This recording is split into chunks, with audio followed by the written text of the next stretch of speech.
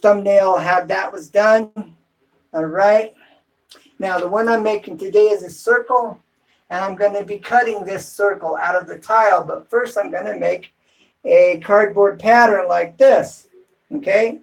So the principle, the steps are similar, but not quite the same. Now I have tile here as my reference line. So I had to create one here on the wall. All right. I'm going to show you how I did that. I've got my reference points here. This is my vertical line. That's my center line to my mixing valve. Okay. And this is my level line coming off my tile. All right. So. Mixing valve on off. No. So I've got 2 mixing valves in the shower. I have 3 separate components. I could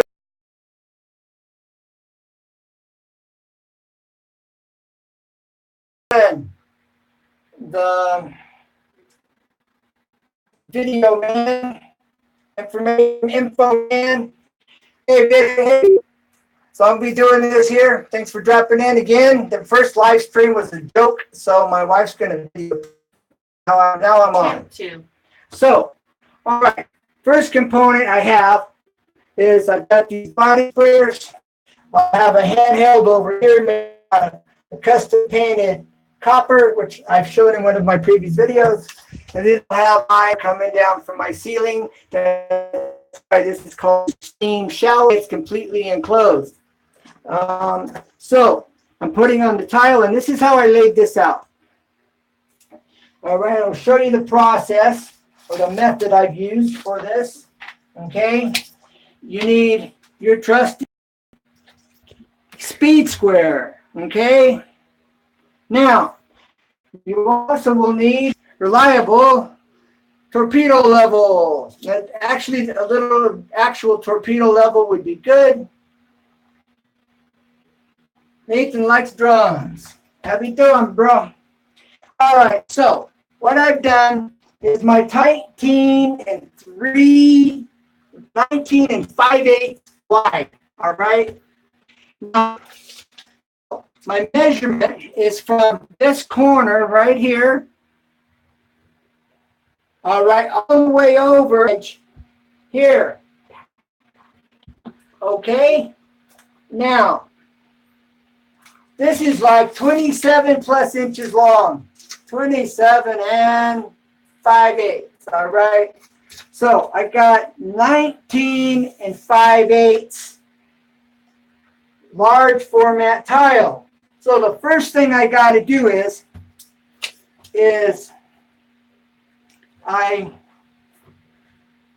measure over from this corner right here. I have 19 and 5/8 to play with. So I'm going to make this 19.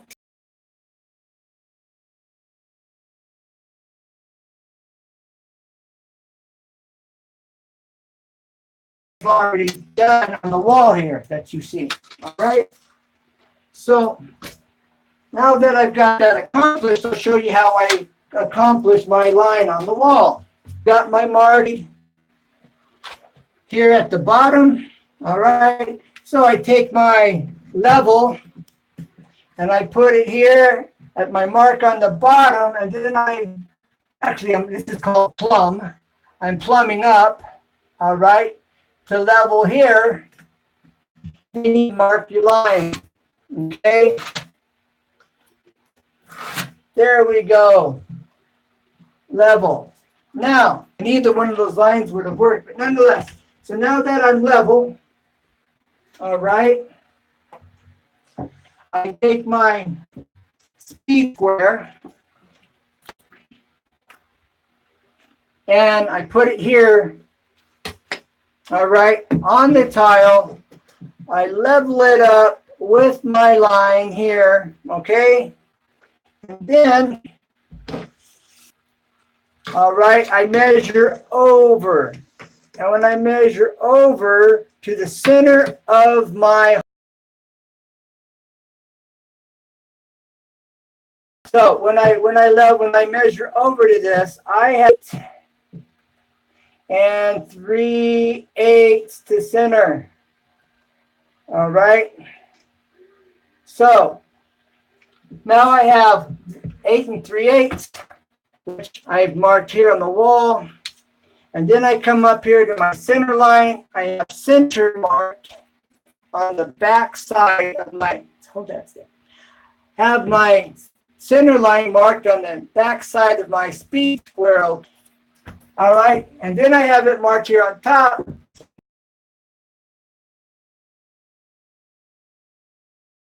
Right at the crosshairs, right? And then I come up. I have 3 3/8 to the center. And you can see here on the wall where I have written 3 3/8. So that's I have. We're in very close quarters, like a 4x4 square. I have a piece of cardboard that I use for my pattern. It represents the tile. Okay. Okay, now you can sit right there.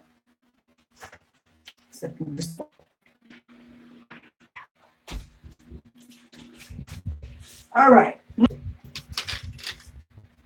I'm going to take those two measurements that I have. All right. And I'm going to do that layout here. So first thing I need to do is I have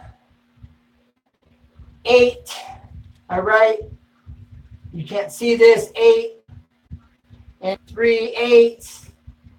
All right. That's a cross. That's going across. Down here. All right. 3 3/8. Okay, so the first thing I'm going to do is I'm going to come over here at the bottom. All right.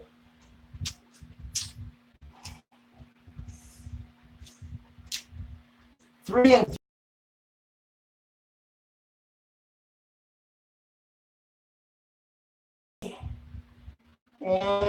3/8. 3/8 is the longest line right before your half-inch mark, for those of you that aren't sure.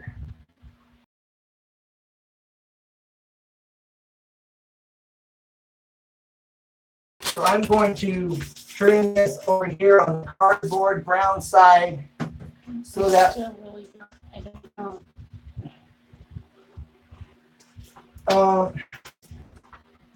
The lighting is not very good. So what I'm going to do is I guess I'll go up here at this corner. All right, so from this corner over, I'm going to come over 8 3/8. Okay, 8. There's my half-inch. All right, there's my 8 1/2. This is my 3/8 line right here, the largest line next to my half-inch, 3/8. All right, that's 1/8, that's 2/8, and that's 3/8. So we have 8 and 1 2 3/8. So I'm going to mark 8 3/8. That's my center line right there. All right, I need to be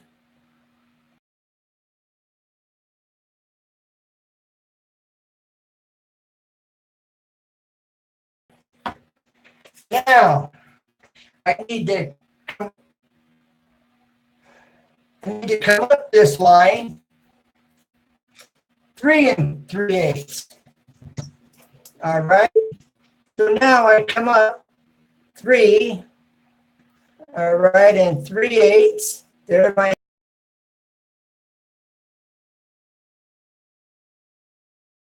Everyone, he's a little busy. He loves y'all. Thanks for being here. So there's my 3 and whoop, I mismarked it. That's where you gotta mark, check twice, mark once, right? That's at my quarter line. And that's why it's also good to mark your tape. If I mark my 3/8 mark on my tape first, then there's no mistake like I made over here, all right? What do I do with that mistake? Well, you just scribble it out. Now you know that that is not your line. All right, now my 3/8 mark is marked right here on my tape. You always want to do that. It gives you your reference point and it keeps you from marking the wrong line, your wrong number. All right, so here we go.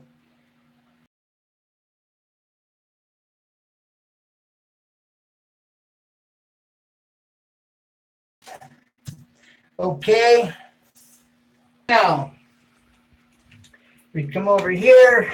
I'm at check twice, cut once, right? There's my 3/8 line right there. And now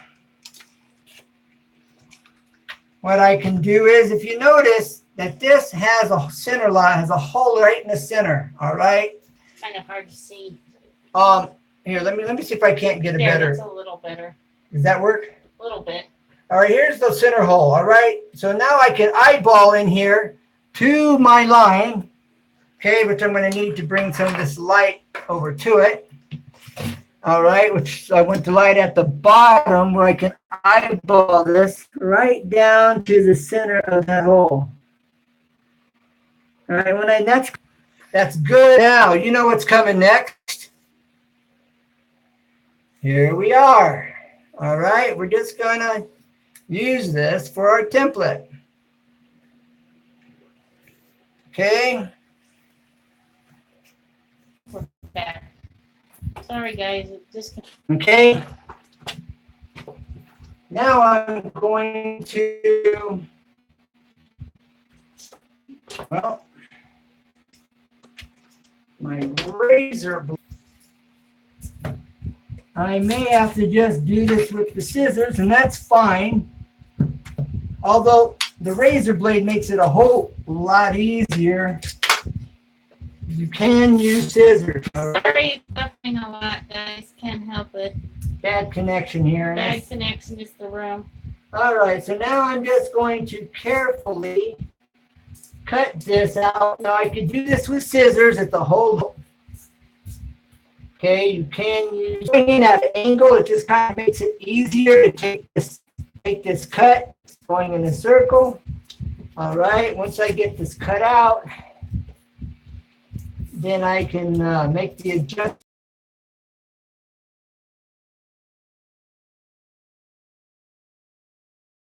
Something that's difficult and simplifies it. All right. Now, cut with my diamond blade on my grinder. That's the challenge. All right. Now, the other thing I'm going to do is I'm going to make an X in this. All right. That'll make it easier to pull out as well, just by doing this X, cutting all the way through. Cutting all the way through. All right, this is telling me on the back side that I'm not quite through it, okay? Because of the running an angle in my cut. I didn't cut through the back side of the paper. So now you know, so I'm going back through. I should see why Look at that. you want to do your X in the center. All right.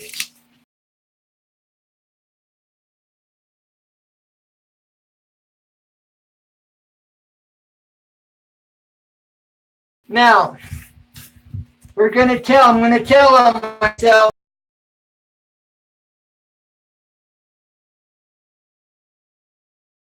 but if I did it from this right way, look at this, guys. I will bring this in here to show you. You step in the corner. All right, here we go. Here's my pencil line. I'm going to move it. Look at that. Look at that. Put it right against that pencil line. There's my mark. There's my hole. And there is my pencil. 2 points. ACJ. Hey, ACJS, is she in here? Thanks for dropping in.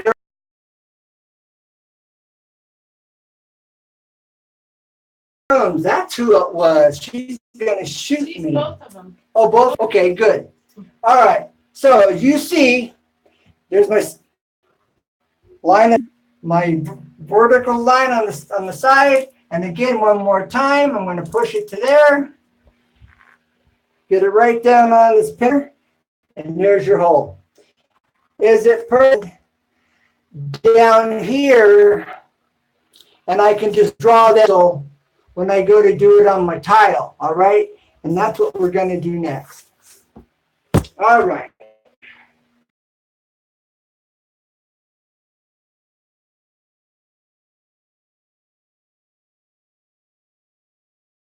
Another thing you want to do, as I'm thinking about it, you want them where it goes, so you have a reference. I don't care if you make an R for the right side.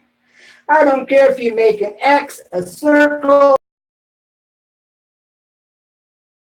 But you want to mark the side where it goes. It's very blurry, guys. I didn't have any idea. My connection it's bad. And so I hope I'm explaining where it compensates, I hope. All right, so this came out real well, except for it's a little big, but I'm going to compensate for that when I come down on the tile. I'm going to come down about ½ inch, 3/8 down from the top. Okay, now I'm going to get my piece of tile. I'm trying. Okay, you got this closer. All right, now.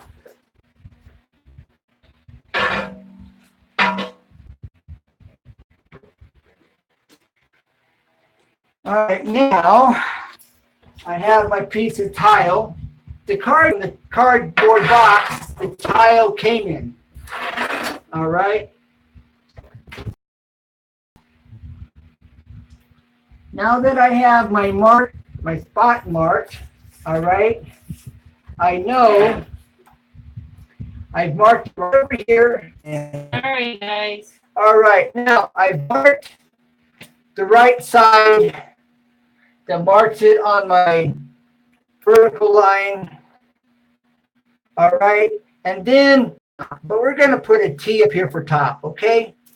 And that's just good because sometimes working on a project, it could be the side, it could be, so you want to make top, side, or top, left, right, bottom, sometimes depending on the difficulty of what you're doing.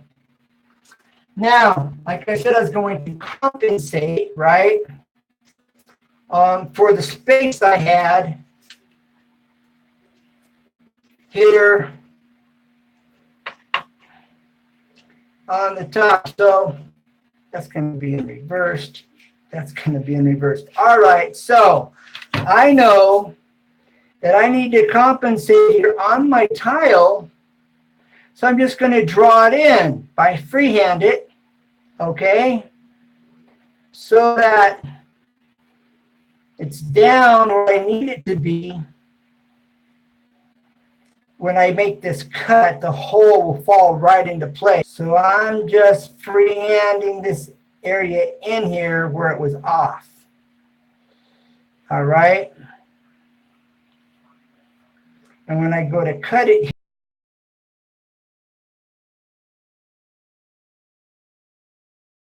that where I can cut, and I have this as my reference. Okay. The other thing I can do as well, probably even a better idea. Okay, I get this down here, and now I have my penciled in line at the top where I can put this in place and check it. I'm right there. Okay, I'm down here where you can see it. Find my hand. Sorry, folks, and here we go. And so if you can come down here, see my pencil line where I freehanded it here. All right, that's where I freehanded. And so I was right there at it. All right. So we're good. We're good. All right, so I'm going to go outside and we're going to do the fun stuff now and get the cut. And that should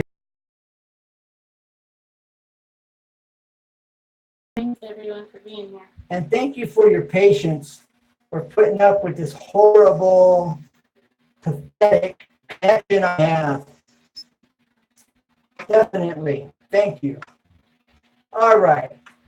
Now we're going to go outside and make this. You can put this.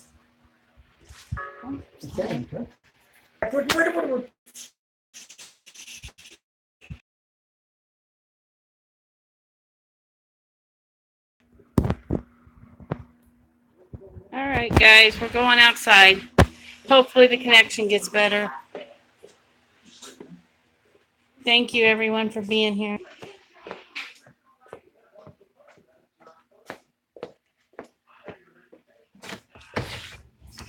Outside daylight. Waiting for him to catch up.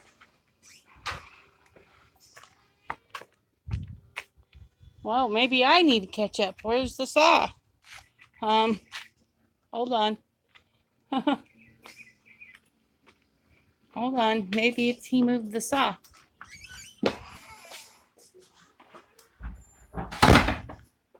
He moved the saw, guys. Where'd you move the saw to?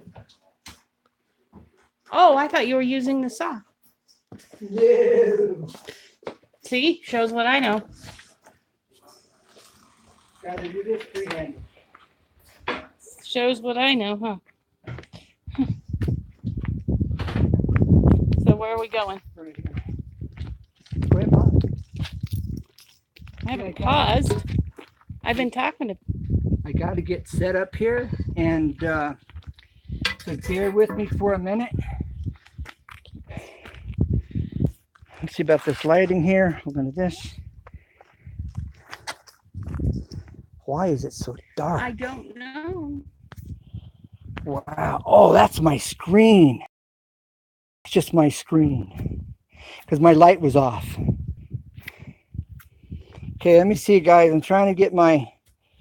It's dark on my end, and I can't really read the screen. Hold on. Now, everybody.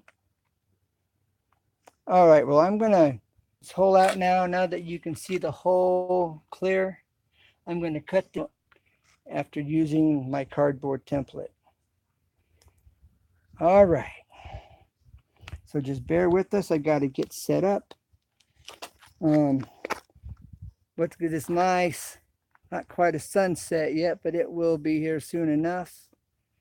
And enjoy the view. While you're waiting, I've got to get my cord plugged in and get set up. Let's go over there and see while he's setting up for owls in the tree. He may or may not be at this time of day. We may or may not see him or her. We have several. But they like our big pine tree. Thanks for coming back, Nathan. Thank you, and Adrian. We're looking up here to see if we can see my owls. We'll see. There's their big nest way up there. That's their big nest. Hi. Looking to see if we can see our owls. But it doesn't look like they're home right now. Thank you, Dr. Outdoors. He's setting up his grinder at the moment. So I thought I'd walk over and see if we could find our owls. But it doesn't look like they're home right now. We're doing good. But there's their nest way up there.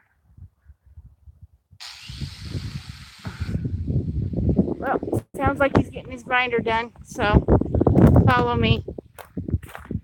It's part of our view from our front yard. Part of it. And there he is.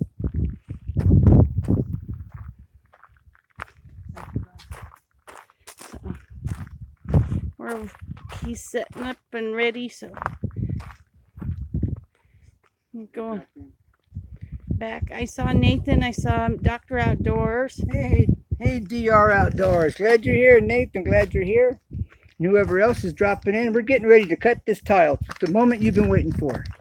Noel's. Okay, the moment you've been waiting for. We're going to cut this circle with a 5-inch blade, making about a 5.5-inch hole. Just enough room.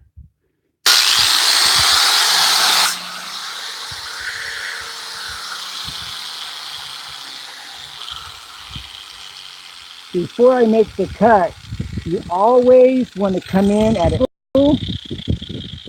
and you want to start back away from your edge, depending on the size of the hole, 1/4 inch, 3/8, and then you kind of work into it as you finishing it up, okay, to straighten it out. But you want to come back because you got to make the turn, and that's what gives you the ability to turn, or part of it anyway. The angle also gives you the ability to turn as well.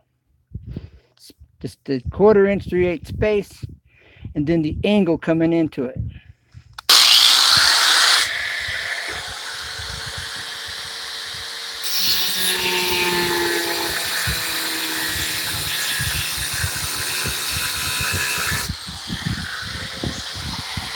Ease it down.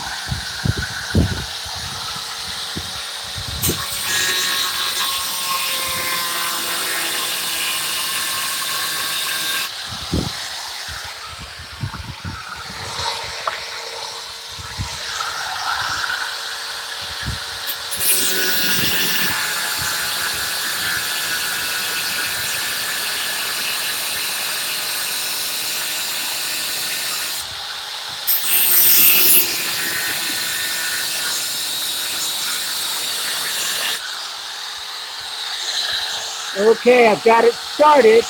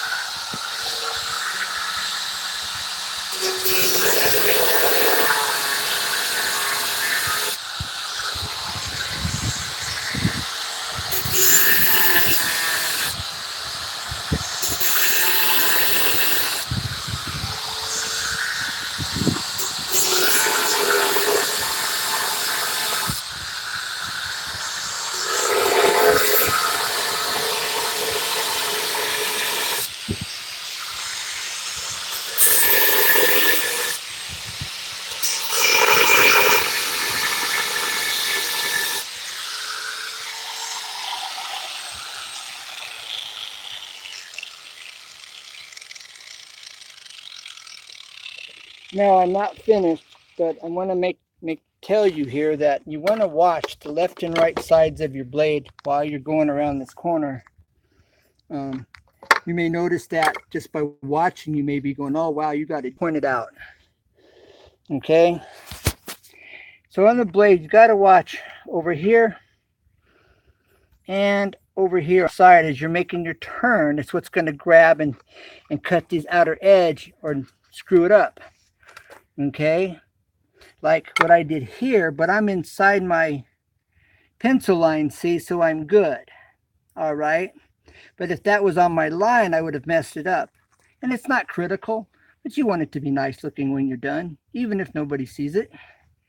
So remember, we want to watch the outer edges of your blade while you're doing this over here. All right, as well as your center, but that is the most critical, is these outer edges. Okay, so you don't screw them up. All right, just thought I'd point that out. Thanks for being here. Thanks for your time. I appreciate you watching.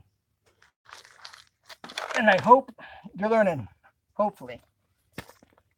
I'm doing this well enough. All right, here we go.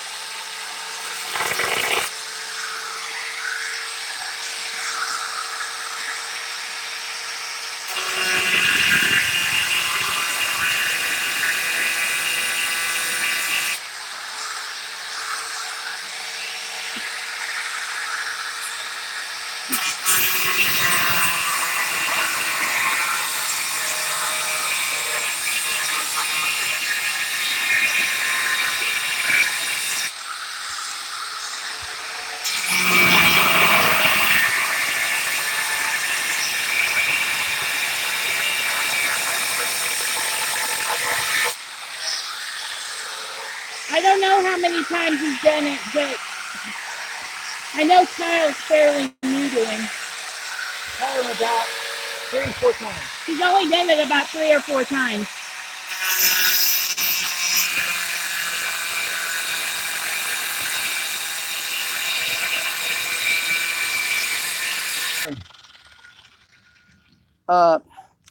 Now, the other thing I'm doing is at the center of the blade, you notice I'm kind of pivoting.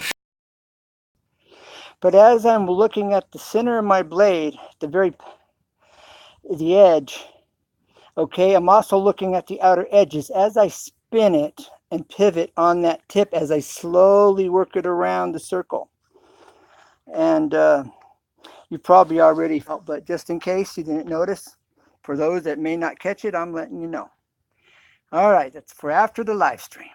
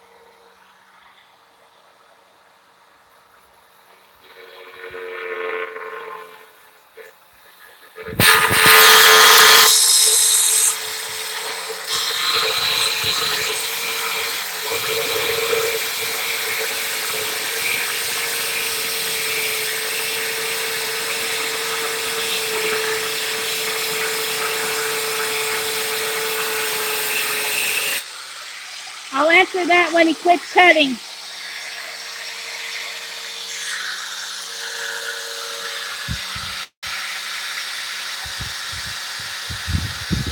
Somebody asked how many times you have to change your blades when you're cutting tile. Not on here. They last a long time. They last quite a while.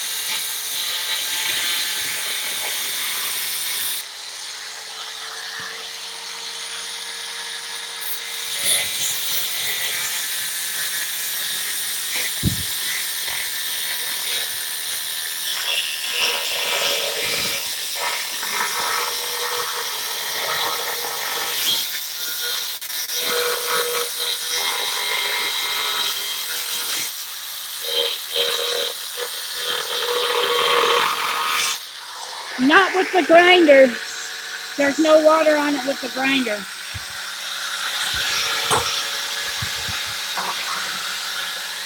There's our hole. There's our hole. All right. Now, there this is. There's my centerpiece, right? You start in, you come come further back so you have more room to spin and pivot your blade on as you're making this turn, all right? Now I can take my grinder and carefully clean up the inside here where you see where it's beveled out. It slopes in, okay? As far as these grinder blades, the diamond tip blades, not tipped, these diamond blades, they've got, you really can't see it because it's really smooth, okay? But these blades, they are like impregnated with diamond chips, little diamond chips. If there was sunshine, you might be able to see a reflection a little bit. I'm not sure. But anyways, that edge is impregnated with diamond chips, little bitty fraction, just these fragments. And it's harder than the tile, harder than your granite. You can cut granite with that blade. And so they last a long time.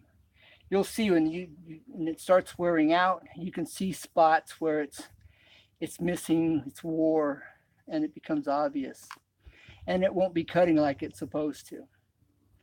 I can take that blade and just do a plunge cut right down there. I'll show you. Okay. You can take that. This will cut right down into that. No problem. Okay. You asked if there needed water. No. Not with this blade. With the diamond blades, for these blades that come with the grinder diamond blade, these don't need water. Could I use water? Yes, I could. You can. But these are for cutting dry. And this blade's like about $30. Okay. But I'm going to show you. You can cut right through this without a problem. And this is porcelain. No. Yes, this is porcelain. And it's extra thick. Most porcelain is not that thick. This just happens to be extra thick porcelain tiles.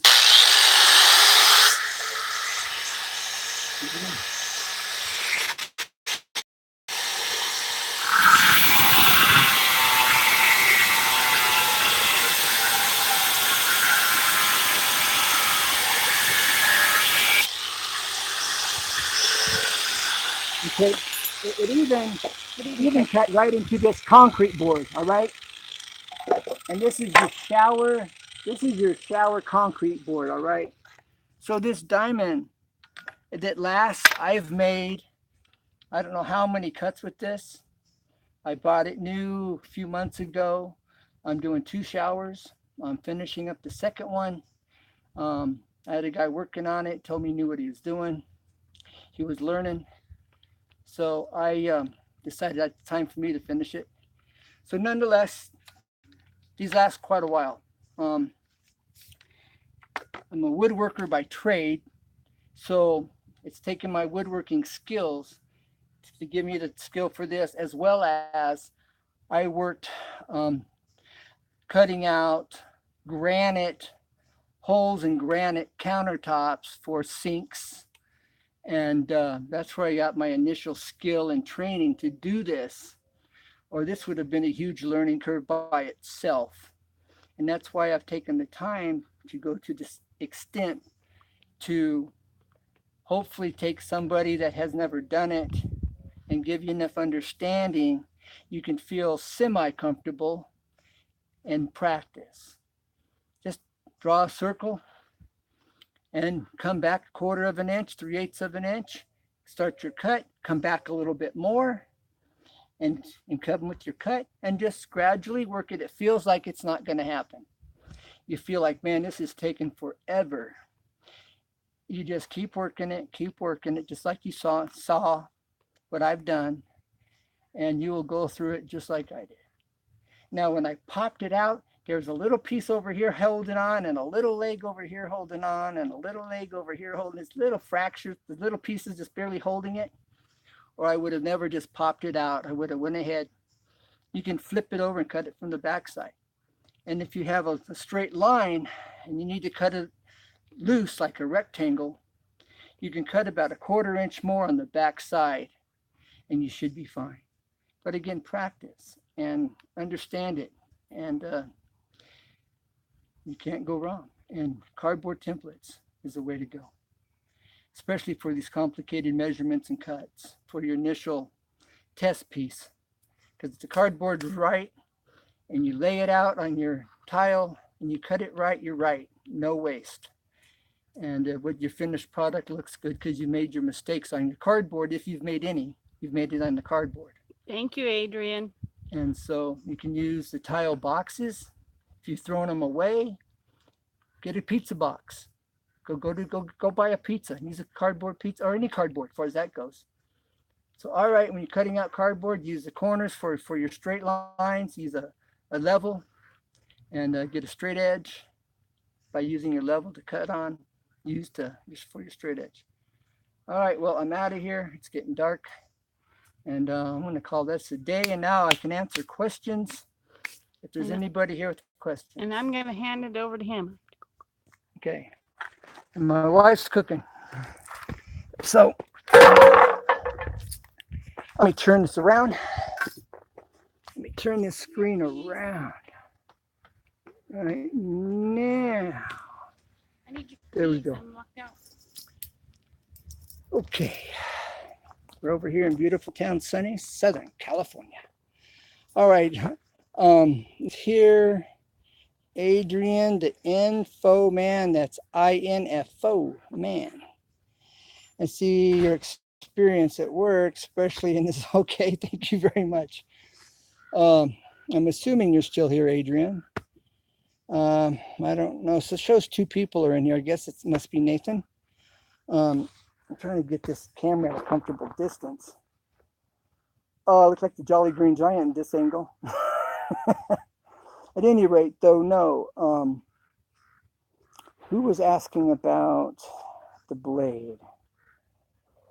I see it's very durable. Yeah, it is very durable. Yeah, no, the water, I have a wet saw, a big, 12-inch blade, 10-inch blade, 10-inch blade. And I got a heavy duty wet saw.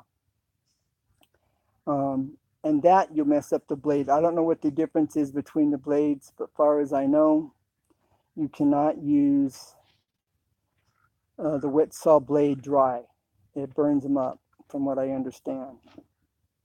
And it may be because you're going through the whole thickness of the tile at one time. Where with the grinder, you're cutting a little bit at a time and you're working your way down through it so it doesn't overheat the blade. That just makes sense. But I don't know any other reason, you know, because on the wet tile, you can't just cut little bits at a time. It's a stationary blade. And you got to run the whole piece through at one time, so it's getting too hot. Although, I forget who the manufacturer, there is a wet saw that's fairly new on the market, and it's like a chop saw, and you can unlock it, and you can actually cut a little bit at a time. So maybe with that saw, if you didn't have water, you may be able to get away with it, I would think, based on the smaller blade and cutting a little at a time, not having any issues with that. So that's my take based on what I know and what makes sense to me. Having a, yeah. Thank you, Adrian. So I've got all my lights unplugged in the shower area. Because that will fit. I'm going to have to clean out this hole because it's closed up a little. Let me reverse this. I'll show you. Give you a close up close and personal. All right, you see, it extends out here a little bit.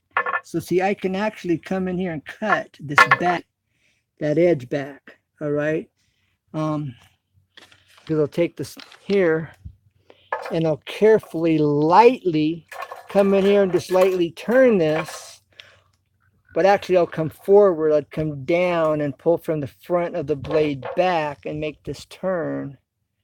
I'm using trying to find the tip, using just the tip of my blade to do it, about that much of the blade, okay, or that much of the blade, because from the outer edge to here, that's the diamond part, that roughed up looking area. That's where the diamonds are.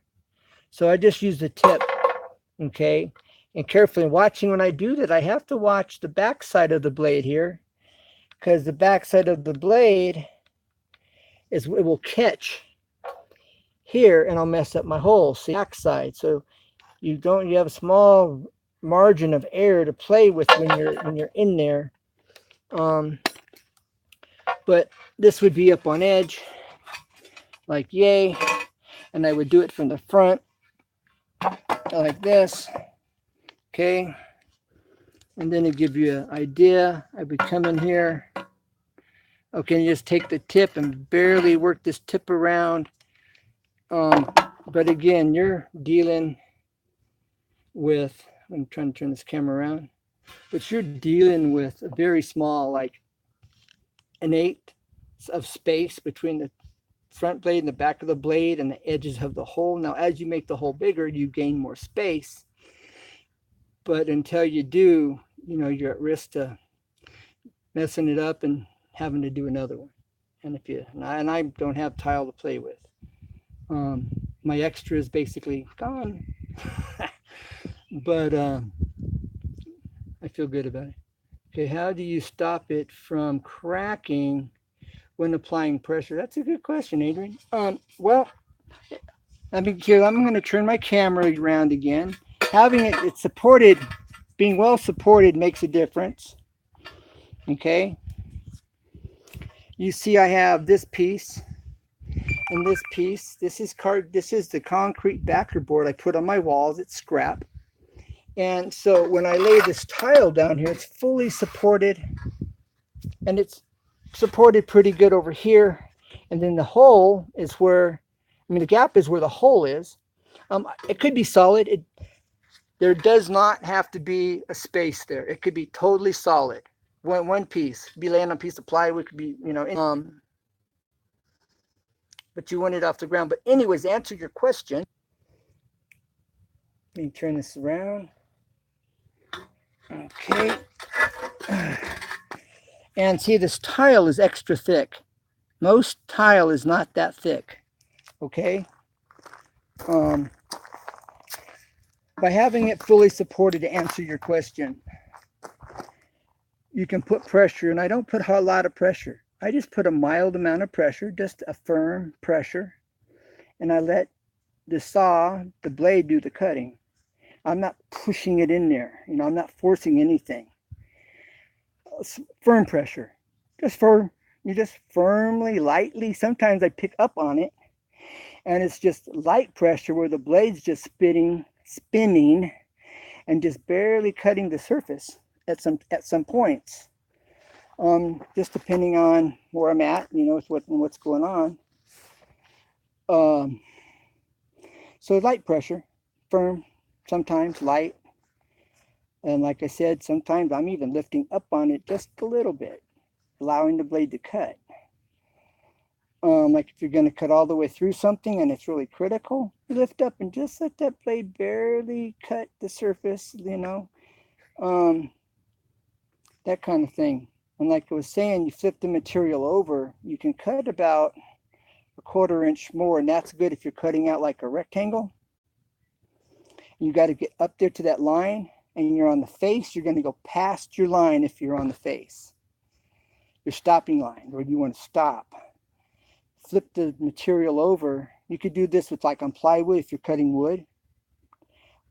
Same thing applies with the tile. You flip it over and you cut past it, and the tile roughly 1/4 inch, 1/2 inch maybe.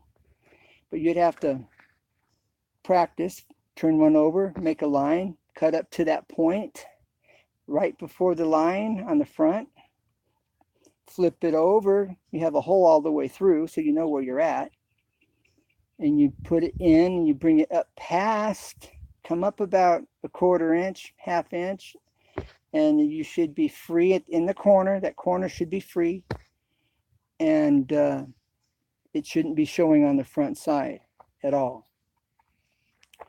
And that's how you do that. Did I answer your question? Oh, cracking. All right, yeah, the cracking.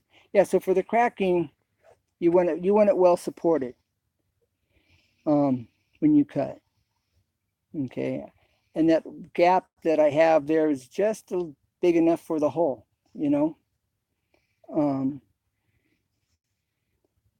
The tile gets a little warm sometimes if you're holding it, and depending on how big of the piece is, because the bigger the piece, the heat's going to dissipate throughout the piece, so it's not going to be too hot.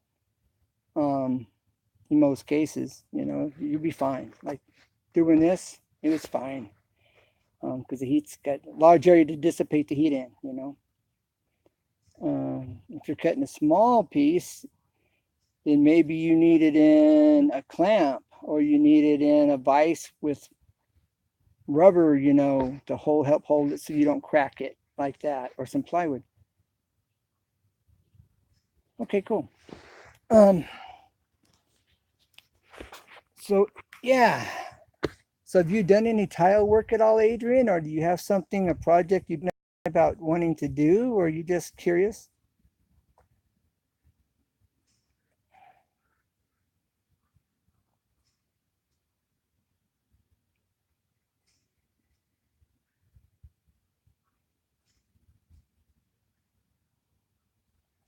Yeah, Ken, I'm a tile setter by trade.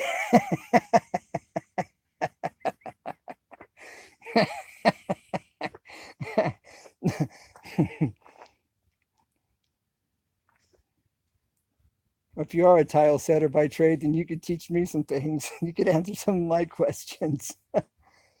Okay. Yes, a little on the floor. All right. Well, see, and your floor tile, when you put down your thin set, depending on the size of tile, will depend on what type of notch you want. The bigger the tile, bigger the notch. No, LOL.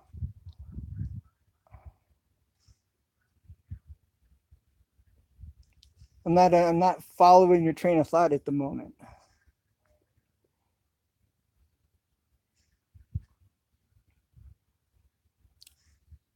Okay, you said you have a little floor tile. Or are you cracking a joke. I mean, I'm trying to follow your train of thought.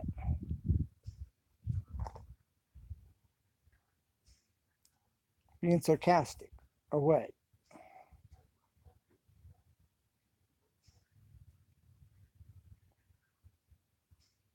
Not a tile person. Oh, okay. All right. Yeah. Yeah, I was waiting for you to tell me. Yeah, well, Ken, I'm actually a tile installer. I've been doing this for 10 years or 20 years. But no, so if you have some tile at home that you want to do on your floor, how you know if your trial, because there's notches in your trial and they're different sizes and different depths, okay? And for your 12 by 12, which is your standard size tile, um, yeah, I would say like a 3/8 by 3/8 tryout. No, not a 3/8, a quarter by quarter. That should be pretty much standard. And you can ask the people wherever you buy your tile from, they'll tell you. But put it on the floor, put your tile down. I mean, put your thin set down. Take your trial and put your lines in it. Put your tile down. Tap it down, and then pull it up. Take your putty knife and pop it up and look on the back. If you have a bunch of spots where there's gaps, where there's no tile air pockets, then you need a bigger trial. If your floor has dips in it, where it's not completely level and it dips down, so it's going to take more thin set, you add more thin set into those areas. You just take some of the bucket and plop it down there and spread it and make it thick. And that's for the sunken in areas in the floor where you need more, if that's the case. It's not the trial problem being too small or the notches being too small. It's just the floor has this dip in it. You need to add more thin set. They have tile levelers. Are you familiar with the tile levelers? It's called a leveling system or leveling shims. Because these leveling systems are nice. Lowe's has them. They're little plastic pieces about so big with a hole in the center. They're kind of square. And they have little feet that go underneath the corner of the tile of both sides. And then you take a shim or a couple shims. If you need one shim, just put one shim in. If you need two, one on the left side, one on the right side, and you push them together. And it brings all your tiles up to the same level. So you don't have any, dips. Did a lot of 2 minutes. All right. Yeah, let me see. I think I have some of these levelers floating around. I'm gonna have to find them. I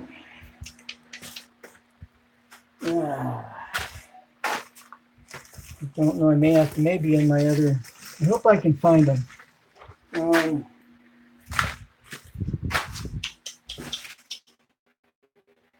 Okay, the shims are easy to find. It's the other pieces I'm talking about. This is the shim. It's a little plastic liquid rubber on it for sealing.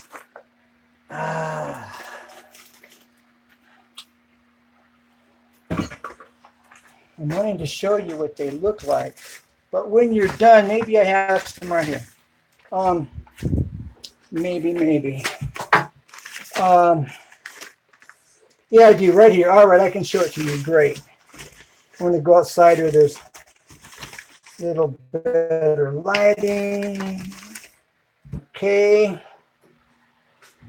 I think there's a little better lighting anyway.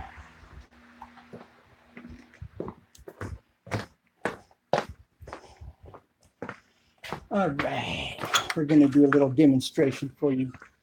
I actually have a video up where I did this, showed people this leveling system, but hold on.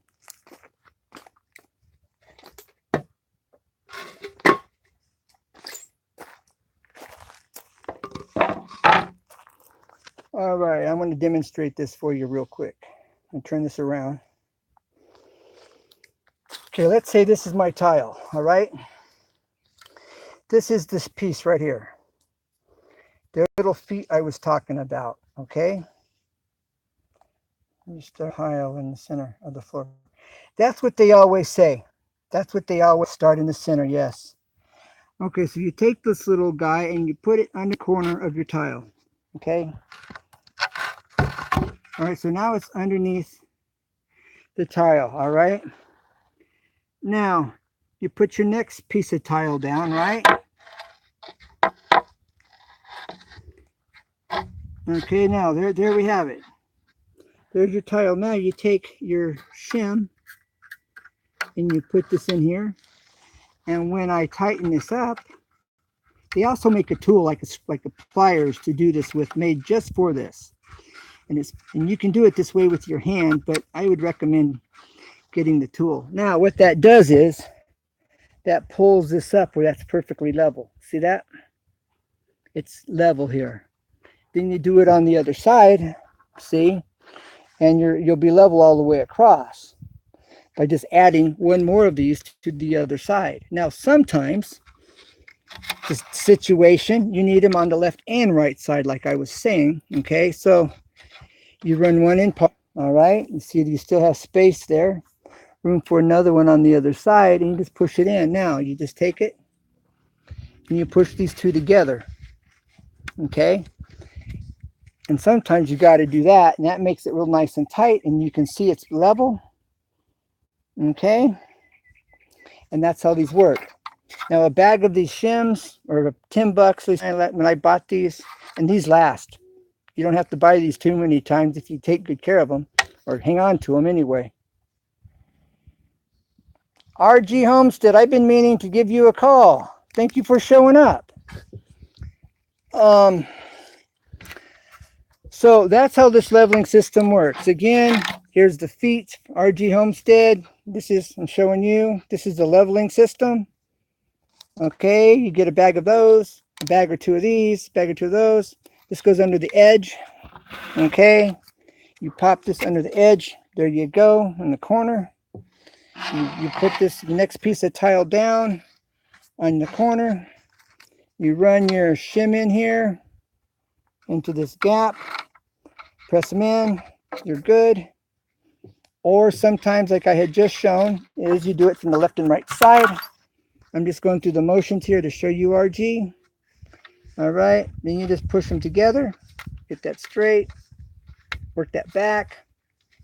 And there you go. Level. You do it on the other side and see where it's off. It would be level if I had one on the other side. Okay? And that's why you do that.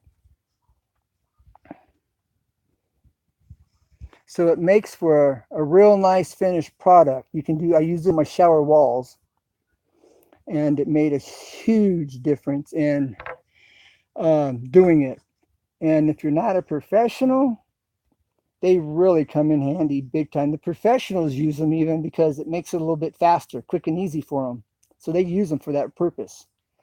For the homeowner, for the guy that's not real familiar, it makes for a very nice, finished, level, straight and even, finished tile product. Your walls, your floors are nice and level. And so it helps it to be real forgiving that way. So I hope that was helpful. RG, not a problem. I used them several times in the past. Great pays. Yes, payers, sure. So you're familiar. But I wasn't until I started my tiling job here. My battery's telling me I'm low. But nonetheless, I learned about them because I'm a worker by trade. And my finish skills, I do finish carpentry, started out as a framer. But my finish skills doing custom staircases gave me the knowledge and the ability to figure this out when it comes to do my tiling. The learning curve, the big one for me was the thin set, mix it, the slope in the shower pan, how to make the slope, how to mix up your not your fat mud, I forget what it's called at the moment, but the shower pan floor mud, concrete, dry mix, dry pack, and you just bring in your slope. They say 1/4 inch to a foot. It doesn't have to be 1/4 inch. It could be 1/2 inch. It could be 3/4 of an inch. RG Homestead says, how you doing, Adrian? Yeah, so it's been fun. And you hear my owls in the background. Well, you're welcome, Adrian. I appreciate you being here. I appreciate your questions. I love the questions. You know, it gives me a chance to kind of interact and that kind of thing. And if I don't know, I'll tell you, you know. But if I'm able to share some knowledge and information. Adrian says, how are you, RG Homestead? I got my owls hooting over here in the tree. Let's see if we can see them. My wife tried to show them earlier. I think I'm hearing them, but it's really dark up there. And you probably can't see them because I need a light in order for you to see them. Oh, wait a minute. They're not up here. They're across the way. They're over there at my neighbor's house. Oh, no, they're over there in the tree. Let's see if we can see them in the tree. They're over here, guys. If he doesn't fly away, he's in this yucca. He's in this yucca. I don't know if he's going to fly before we get there. Okay. It's dark. Yeah, I don't know. Can I zoom? Yeah, should be able to zoom.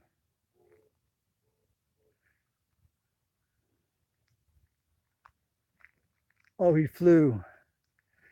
He flew while I was making the adjustment, guys. No, he didn't. There he is. I'll zoom in. There he is. There's my owl. My battery is gonna die. Or we could, there he goes. He flew the coop. Adrian, value. Doing a live stream that you can monetize. I'm hoping that's what I'm creating. That's my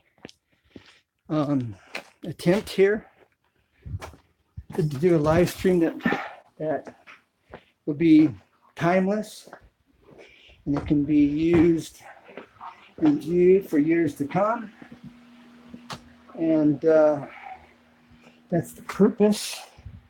One of the purposes.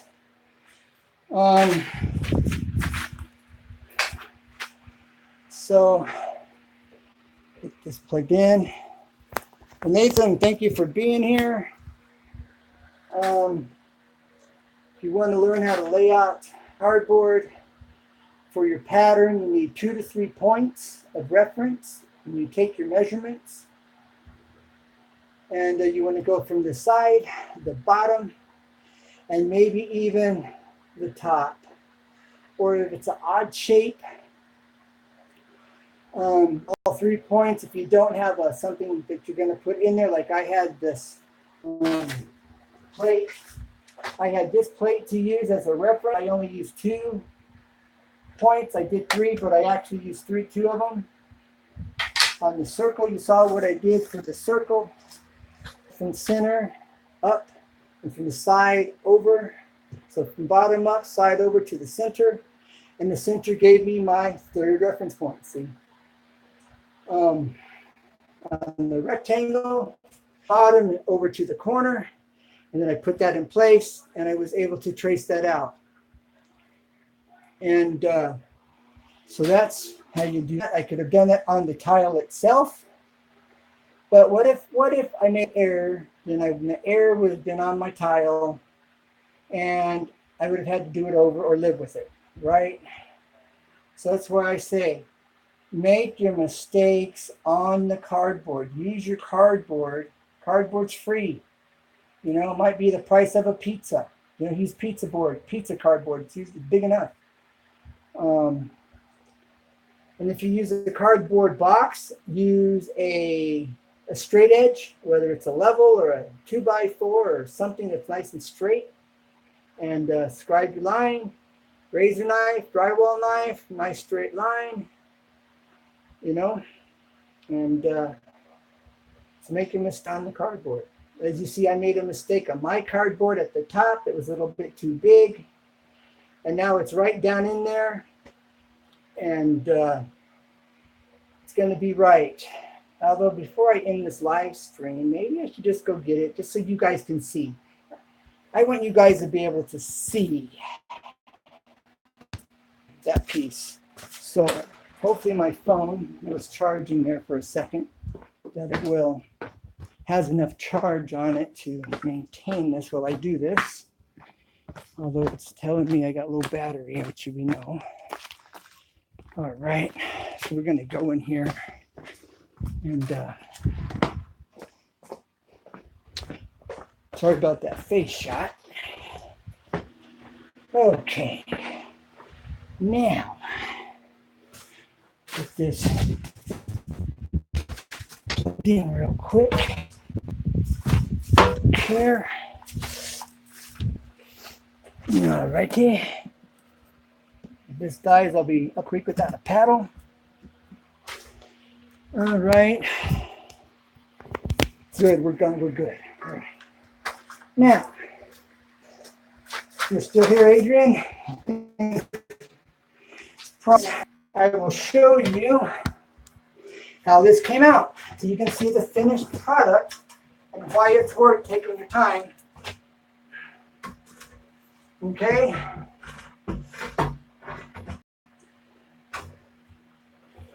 All right, Adrian, I'll turn this around. Okay. You'll see how I compensated. I don't drop my phone and mess this up. And good thing that I double, because that's like perfect. I don't even have to cut out the center. Okay, see that? That actually lines up perfectly, so you can see that, and what you're looking at is the cuts in the tile, not the wall. Okay, these are the tile cuts. So we're like perfect. So compensating, let me get this down so it break, fall or something. That would be terrible.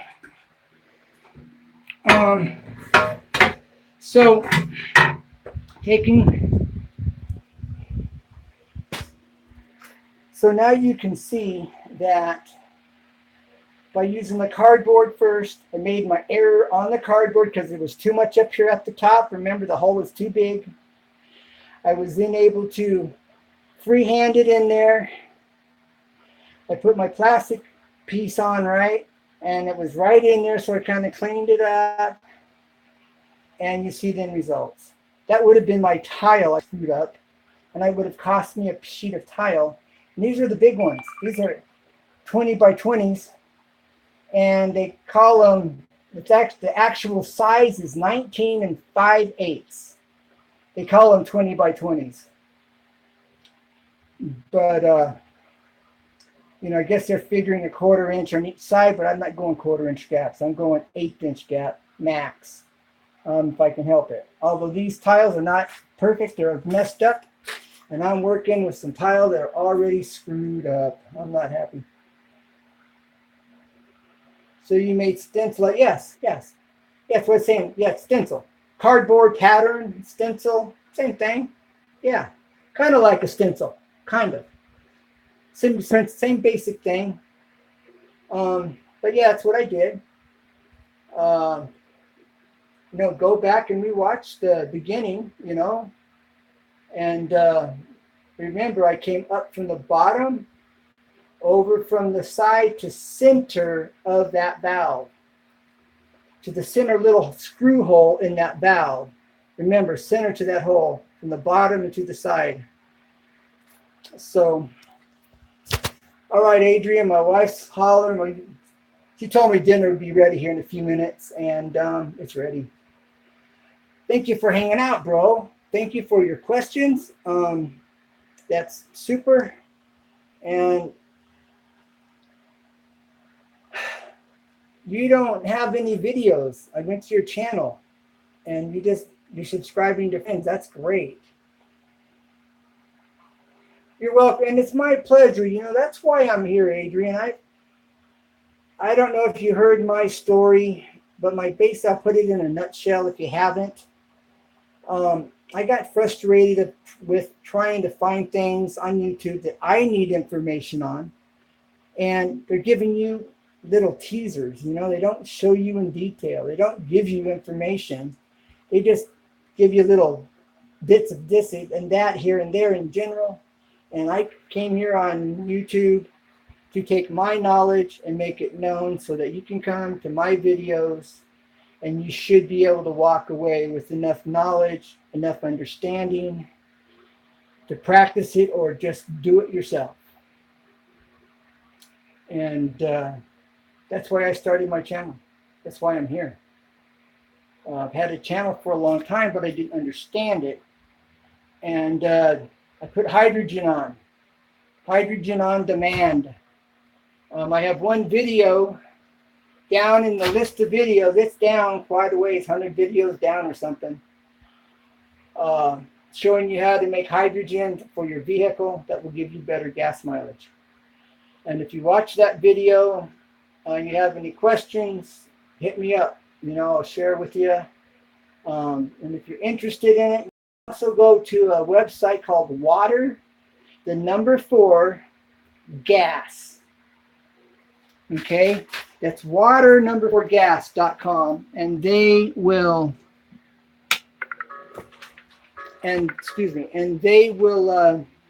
show you where to buy the stuff, how to make it, and everything. For its hydrogen, for your vehicle, for a motor, cars, you know, lawnmower motor. You can also try Hydrogen Garage or Eagle-Research. Eagle-research.com. They have absolutely everything. Books and everything. And if I remember right, they're a top-notch company, and they've been around for a long time. So I guess I'm out of here. My hair's all sticking up. I featured your channel of mine. Thank you, so people can access your channel. You got my permission. Thank you very much. I appreciate that. Hey, we should do a Google Hangout.